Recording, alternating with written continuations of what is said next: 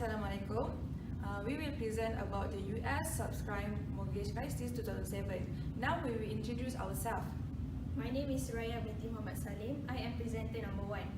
My name is Najwa Fatihah binti Muhammad Salim. I am presenter 2. My name is Nushafiqah binti Hamdan and I am presenter number 3. My name is Nurinisa binti Nimat. I am presenter number 4. My name is Nur Zakia binti Muhammad Zaki and I am presenter number 5.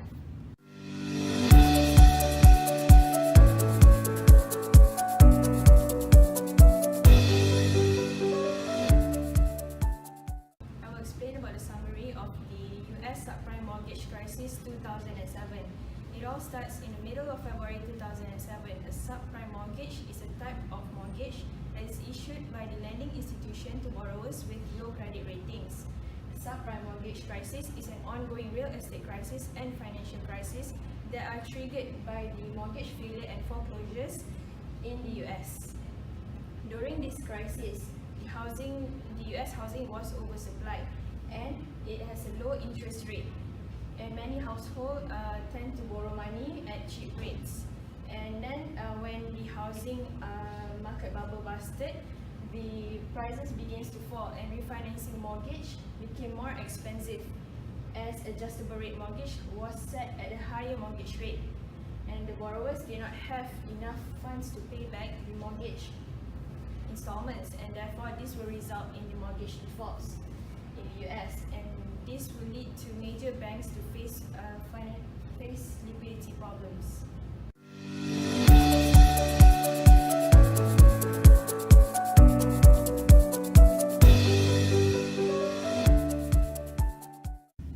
I will explain about the causes of the US subprime mortgage crisis 2007.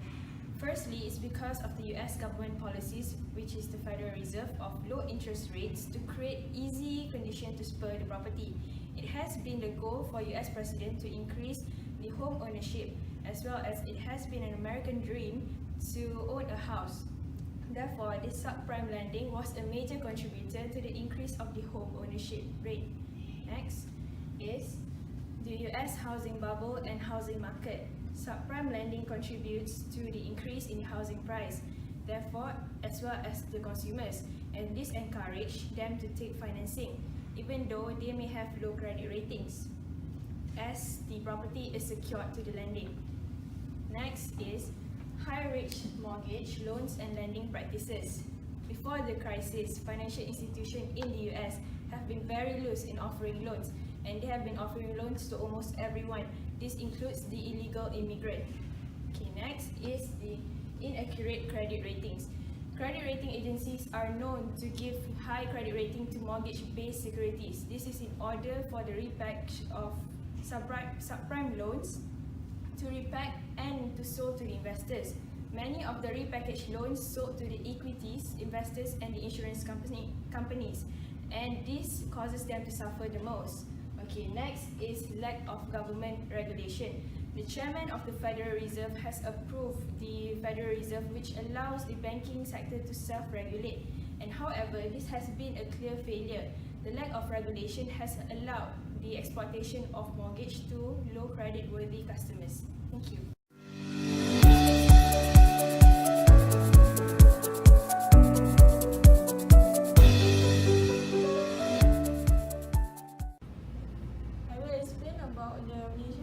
To the crisis. The Malaysian economy was separated from the US economy. The mortgage crisis would not affect Malaysia because Malaysian banks had no exposure to such financial instruments, and the Malaysian economy would continue to grow despite the global slowdown because Malaysian banks and financial institutions was stronger than the compared when Asian financial crisis. The Ministry of International Trade and Industry has highlighted that the fact that the Malaysian Industrial Development Authority was receiving an increasing number of application for investment in Malaysia. However, with the continued global slowdown, it became clear that Malaysia would adversely affected. First, RM7 billion stimulus package announced on the 4 November 2006. Second stimulus package of 60 billion announced on 10 March 2016, and a second stimulus package primarily focused on the hiring and job creation to lessen the burden of the Malaysian.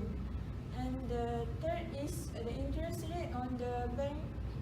The interest rate cuts by the Bank Negara Malaysia, which is the central bank of the Malaysia. Introduction of these measures demonstrate that the government realized the seriousness of the problem and decided to use the full array of fiscal and monetary measures to mitigate the effect of the crisis. Financial measure policy manipulating level of tax and government expenditure, while manipulating supplies of money and credit by altering rate of interest. Thank you.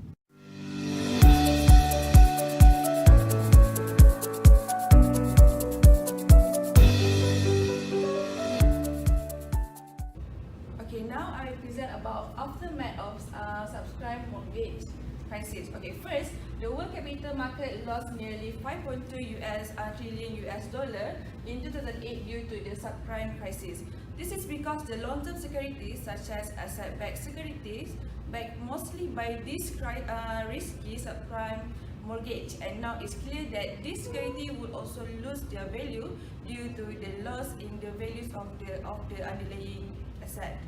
Next, the property crash also affecting the broader economy, with the building industry expected to cut its output by half, with the loss of between 1 and 2 million jobs. Many smaller buildings will go out of business, and the larger firms are all suffering huge losses. Slowdown in the property market also hit many other industries. Alright, next, the entire US auto industry was hard hit by the crisis.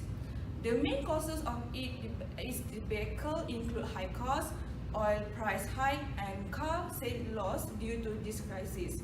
American car buyers are now keen to spend on more fuel efficient and environmental friendly cars. Alright, next, retail group in the European market and UK also suffered due to the slowdown in consumer spending.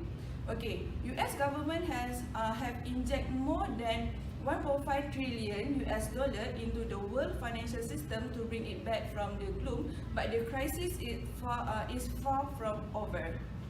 Okay, the last one, the Japanese shrunk in the past few years. For example, Toyota Corporation have reported massive historical losses due to the shortfall in the demand for the export in the US.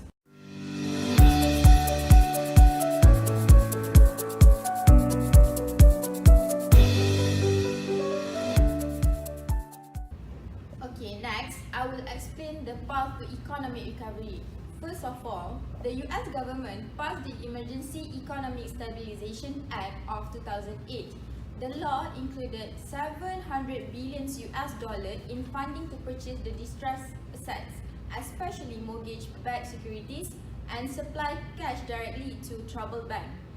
Next, the government also bailed out major financial institutions and even proposed mergers.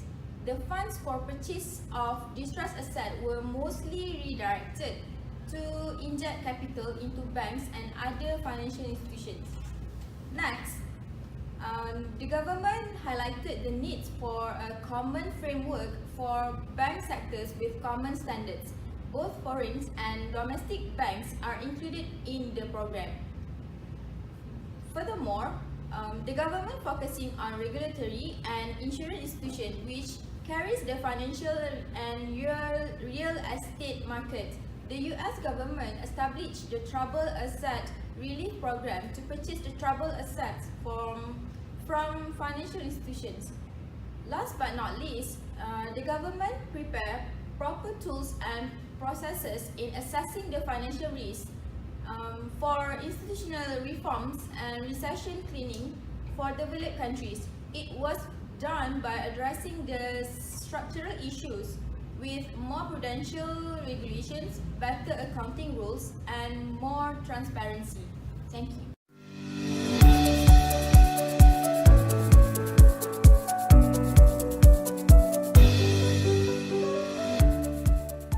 Okay, so I'll explain about the challenges for the future after the US subprime mortgage crisis. Firstly, the difficulty to reduce unemployment rate. In July 2007 until March 2008, financial institutions in United States had been terminating more than 34,000 employees. This situation gets worse by April 2008 when Citigroup announced extra layoff involving 9,000 employees. The US Department of Labor itself reported that financial institutions in United States had been terminating over 65,400 jobs all over the US within 1 year only. It is due to the financial institutions were trying to recover after the crisis and they might need more funds to fund themselves rather than paying for the employees' salaries.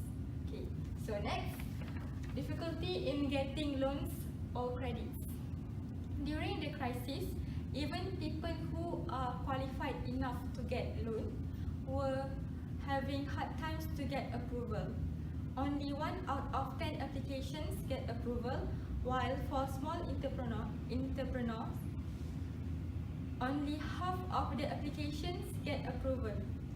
US government needs to resolve this problem by increasing the chances of getting loans, especially housing loans, since house is one of the most important assets in United States right now.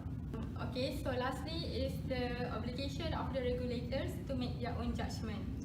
So the regulators are now obliged to use their own judgment rather than rely on the rigid model in order to form their own views on the individual bank's capital needs. This is a way to introduce the culture of personal accountability in the financial institution.